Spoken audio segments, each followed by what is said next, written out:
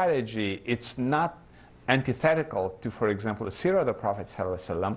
And of course, in the Quran, Allah Himself, for example, in Surah 86, verse 15, is saying, "Innahum yakiduna kaida wa akidu kaida." As for them, they are but plotting a scheme, and I plot a plot against them. So Allah Himself sees Himself in the Quran as being the master planner, and He talks about it in many different ways. So when we talk about strategic management today, we're going to be talking about it in terms of both what we call strategy formulation, which is developing a strategic plan, and then strategy implementation. And we're going to look at it in terms of 8 different steps or tasks. The first one is performing a SWOT analysis, and I'll talk about that in a minute. The second one, developing a vision and mission, goals, strategies. And then when we get to task number 5, developing measurable objectives, when we are done with that, in other words, developing a vision, coming up with a mission statement, coming up with goals, strategies, and objectives, we have a strategic plan. In task number 6 is where we shift from a strategic plan to an operational plan. Because you cannot just take a long-term plan and implement it without translating it into what you need to do for the next year.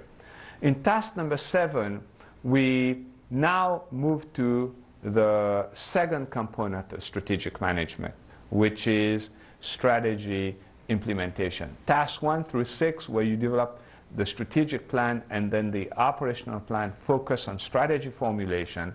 Task number 7 is where it really counts, and that's where you're going to develop the strategy. And task number 8 is essential.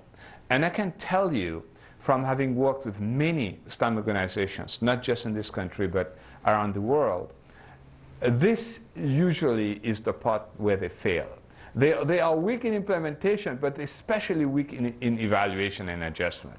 So let's kind of summarize what we're going to be covering. Vision and mission, goals, strategies, and objectives will compose a strategic plan.